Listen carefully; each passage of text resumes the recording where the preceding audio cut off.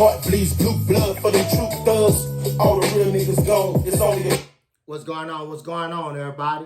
And thank you for tuning in to another episode of ManPower. Today's show is entitled, today's show title is Only Men Can. And the reason I named this show Only Men Can, because I feel like only men can fix the problems that we have created. On the last show, I spoke about a serious situation. I pointed out the child abuse that we are doing, men, in creating the son husband, by not standing up and taking this issue head on, all right, being willing to address the courts in a unified manner, saying when a male and a female copulate and a male is produced, that child automatically goes to the male, to the father. You understand? We have to stand up and be willing to fight and die for this issue. And I'm going to cover why. But I want to start out with pointing out, because we are not paying attention to the destruction that we are causing, by not being there to teach our young men so many crucial things that they need. And as a result, our young men are imitating the adults that surround them, and the adults that surround them are female. Okay, that's the elephant in the room. Everyone tries to promote it like, hey, it's going to be other men that's going to jump in and participate. For the most part, that don't happen. For the most part, when you have a female with a child in tow, every male is only looking for a good time, pretty much. The majority of the men she come into contact with, they're only looking for a good time. Okay? We have to work hard to get back a male-dominated society in the aspects where it is crucial. I'm not talking about in the workplace. I don't have a problem if a female wants to become a doctor, lawyer, scientist, tree climber, sky jumper, ditch digger, whatever you want to do. Kudos to you. But what I do want to protect is that institution of marriage. What I do want to protect is the family and the family structure and the family order. Okay? And in doing that, we have to set down some basic rules. We have to acknowledge that men have a greater parental responsibility than being an ATM machine, okay, and getting rare visits. And they rare because for a parent who has done no wrong to the child, all of a sudden has visitation instructions given to them how they can see their child under what. That's just lunacy, okay? Then we have a situation where the man is doing, like, imagine you buy a refrigerator.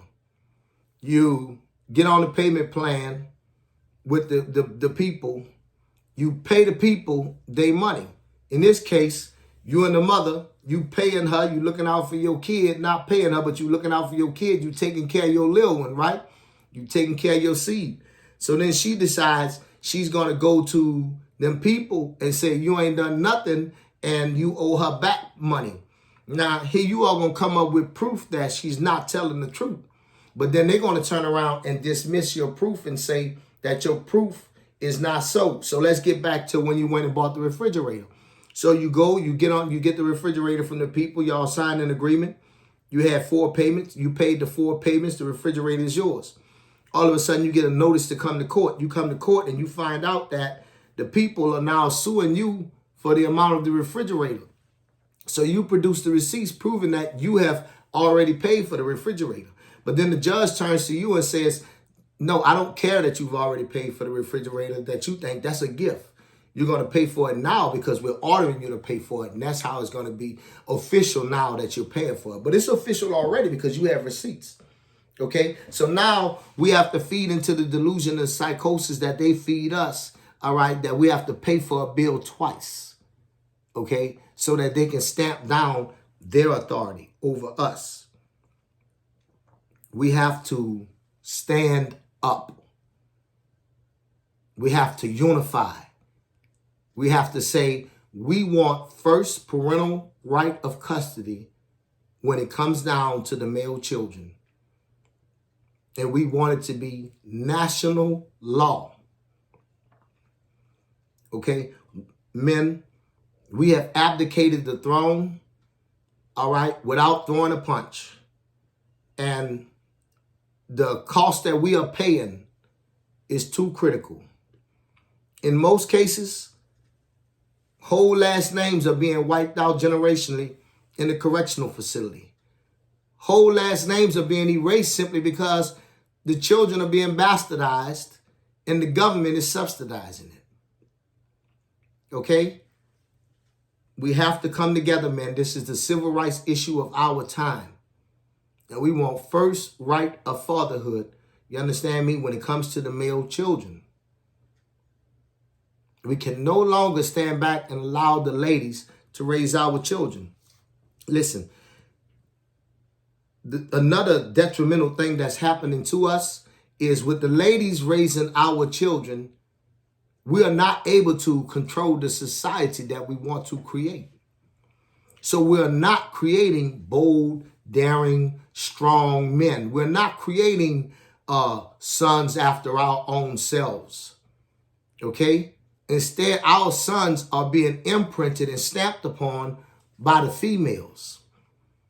So now we're having all of these young men and we're wondering why they're having troubles and things, you know what I'm saying? And then it's because it's been over feminized. Okay? You got these males with too much emotion, too much doggone feeling, too much wanting to rationalize. Okay? They criticize other men for the predatory behavior men have on females. Okay? And then they know that one penis has no room to criticize another penis. And I'm just going to leave that right there. But let's get back to controlling the society we want. Because in creating the type of society we want, gentlemen, we're going to get penis control. All right? What I'm talking about is you'll be able to school your son and coach your son. Now, there will always be bad women out there. There will always be bad females out there. But this is your generational wealth, your last name, your legacy, your son. You understand? And so if you're not willing to fight and die for your legacy, punk, why you here? You know? It's right in our face. They robbing us of the greatest thing in the world, right in our face. And because they doing it to all of us at the same time, we're not paying attention to this great wrong.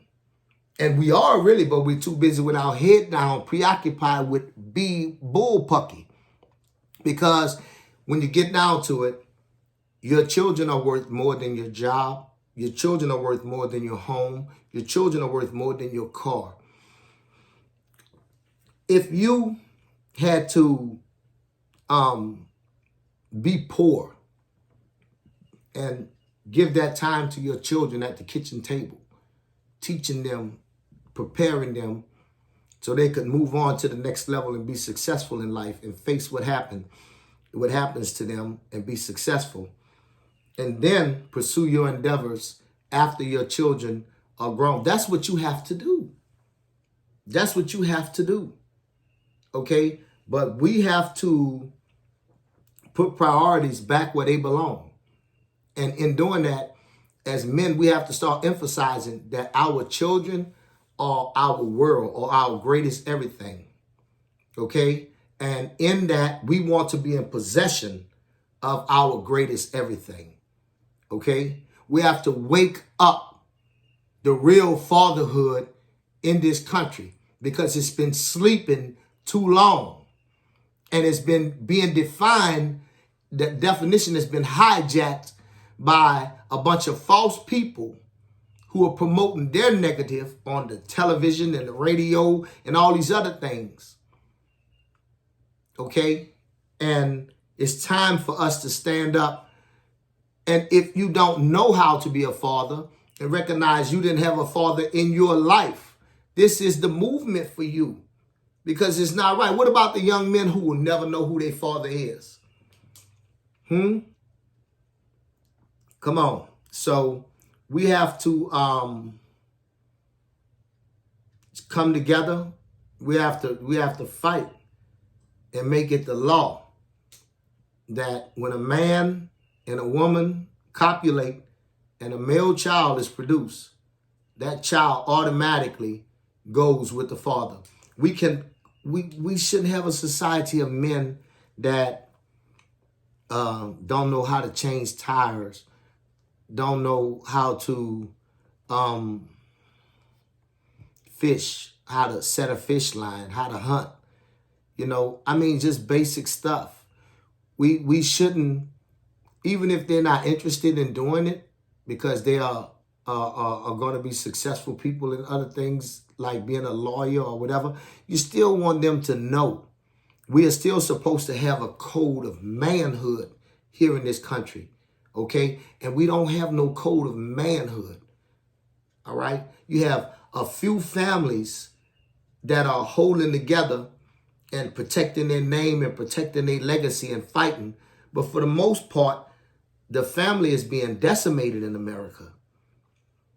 The family order is being decimated in America. And listen to me. We are in World War III. Whether you want to accept it, or not, those are the facts. You understand me? So if we are producing males that don't understand the sacrifice that's required of them to be males, are we prepared to face this endeavor that we're about to go on? Are we prepared to fight and obtain victory in this country? Because I haven't looked at TV in a long time, but I don't remember the last time I saw TV. They didn't have any, military commercials on the TV. Nobody's trying to promote pride, national pride, and all this kind of thing. Instead, I see the American people being distracted with the illegal immigration going on. And then you have our politicians doing the same thing that they've always done, sit there and argue with one another because both parties want to see it happen. Okay? So the law says what the law says, but it can't be enforced on people that's breaking the law, but it can be enforced on you and I, the American citizen, if we break the law. Okay? Then it's not inhumane for us to be locked up in city jails that are infested and nasty and counties and other places that's that. But when they come and break the law, we got to give them top of the line treatment, top of the line everything, got to make sure they even like the food they eat. But the lawbreakers in our country that are Americans, we don't care nothing about the food they eat. Men, we have to get back control of our society. Okay? If men were raising the boys, if there were 5 boys on the corner, okay, you better believe when you walk past them, they would be moving out the way and they would be saying, "Good evening, ma'am. Good evening, sir." Why? Because each one of those boys would have a father that would be willing to put his foot knee deep. Knee deep. I ain't going to go no further than that. Okay? But I will let you know that the father's correction, like a father, take a 2-year-old, 3-year-old little boy. His mama telling him, "Get on up there and lay down now. Go ahead, go to bed. Get on up there now." He ain't listening. "I don't want to go. Man, I don't want to go." His daddy walk in the room, say, "Boy, get your butt on up there and go to bed." Man, that little dude scramble on up there and lay down and everything. Don't say nothing. Nothing. These are indisputable facts. These are indisputable facts. We create structure.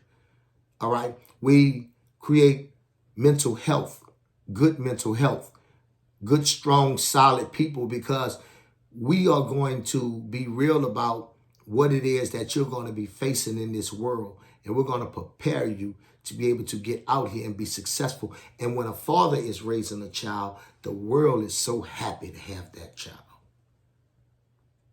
And when a mother is raising a child, the world cringes when that child gets ready to get turned loose.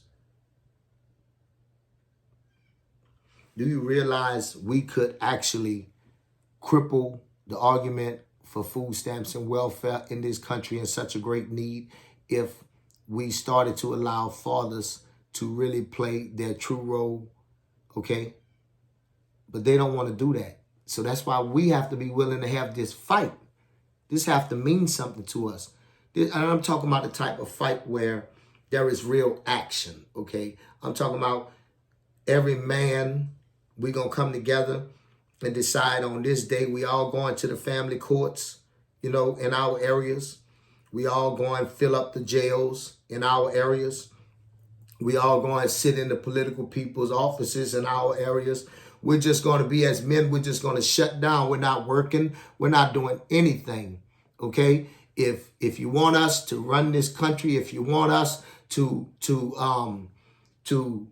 the things to make everything work like it's supposed to, you're going to give us our respect and give us our sons. You understand me? And if we can't have it, then we'll continue to do nothing. Men who are responsible for turning on the lights in the city, don't come to work. Let the politicians and the judges and the people in the family court and all that, let them go turn the power on. They have such a low opinion of us. Stop picking up the trash. Let's go on a complete boycott in this bad boy. I'm so serious, man. I'm like, every man, we need to start coming together. We need to formulate a plan. Now, listen, there's going to be a lot of them that look like us, but they not us, okay? Because they benefit off things being status quo. They want to have 3 children with Brenda, 4 children with Tweakaloo, 6 children with Shabrika. They want to do this, all right? We have to stay strong because if we don't, we will never fix mental health in this country.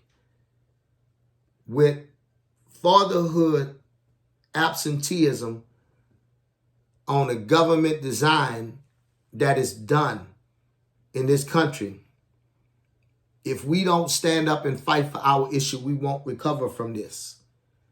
We won't recover from this. Are you paying attention to the movies on TV? All of the heroes are starting to be the women. The men are just inept and can't do anything. I find myself turning all of this trash off and finding something else because whenever you look, the hero is a heroine. Okay? And the men are inept and this woman is so strong. Who are these men that these women can get up and go round for round with? And that's what it is. And the women can stand toe to toe. Who are these dudes that Hollywood is promoting?